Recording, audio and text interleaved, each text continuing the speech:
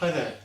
Today I thought I'd do something a bit different, and what I wanted to do is a quick video on 5 of my favourite tools for guitar making. And these are tools that are maybe not absolutely necessary, and they're not probably part of the basic toolkit. So I'm not including things like a bandsaw, which, unless you're really making just a one-off, is pretty much essential. So the tools that I've chosen today are ones that you can do without, but which I've found to be very useful. The dog is not one of them, so I'll put her down and let's go with number 1. So number 1 on my list is a thicknesser, and I've got the Triton planar thicknesser here. Now, you can do without it, but it's such a useful tool that if you've got the space and the money to buy one, then I would heartily recommend it. Number 2 on my list is a fairly basic item, and it's a cordless drill. And I specify a cordless drill. If you're still using a corded drill, it's just so much easier to have a cordless drill that you can pick up and grab and take anywhere and use anywhere without having a wire trailing around, that I really found that it was worth the expense of buying one. And I just got a very cheap one, and it's absolutely fine for everything I need. For anything household that requires more power, I've also got a corded drill, but for guitar stuff the cordless drill is great.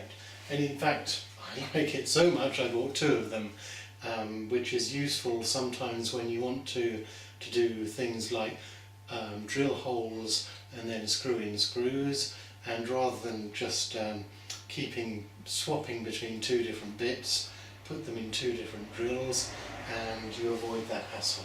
So I actually think it's worth having 2 of them. The 3rd item on my list is related to those, and this I really recommend, possibly more than anything else on the list, and it's a set of drill bits. If I can open the box, which is a little bit stiff. It's a set of drill bits going from 1mm to 6mm in 0.1mm increments. I've had so much trouble in the past trying to screw things into hardwoods, and if you don't have exactly the right size of hole, you can get huge problems and stripped out heads. Either the hole is too big or too small, you need to use lubrication, all sorts of issues. And having the option to really choose exactly the right size of bit to make exactly the right size of hole is very useful. And generally I find that you only need something around 0.3 of a millimetre difference between the width of the screw thread, the entire screw, and the diameter of the bit, and that's fine. It doesn't need a lot to grip onto with hardwoods. So this is highly recommended, and I've used them an awful lot since I got them. So that was item number 3. For item number 4 I'm actually cheating a little bit, and I've got 2 items which are often used for the same job, and these are 2 really good rasps.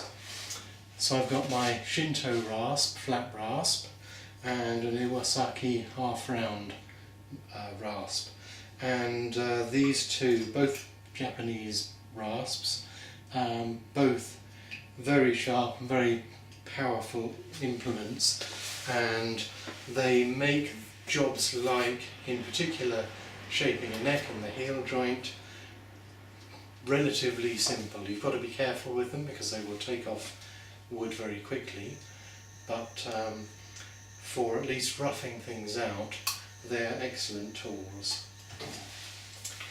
And the last one on my list is another power tool. This is the Bosch PBD40 bench drill. Basically a pillar drill by any other name, but it's quite a small and compact one. It's small enough that you can just pick it up, and this actually normally lives on a little platform on wheels underneath my bench, and I just bring it out whenever I need it. It's got electronic control of the speed. It's got 2 gears and adjustable speed. It has a light, it has laser crosshairs, and it also has a depth gauge which shows you to 0.1 millimetre the depth that you've drilled to, and you can reset that. So, and that's very useful as well, particularly when you're doing things like drilling out a cavity with Forstner bits. You can make sure that you get an absolutely consistent depth for all of the holes that you're drilling. And this thing really, for me, unless you need and have the space and budget for a big floor standing pillar drill, this thing is excellent. So those are 5 of my favourite tools. Of course, when you're making guitars, you'll probably end up using a lot of different tools, and so these are only a very small selection of the ones that I've bought, which I've found really very useful. So let me know in the comments below if you have any favourite tools or good suggestions, and soon it'll be back to the build of my 12-string guitar, which is currently sitting here, and I'm working on the inlays for that. So that will be back fairly soon, and in the meantime, happy building and see you soon.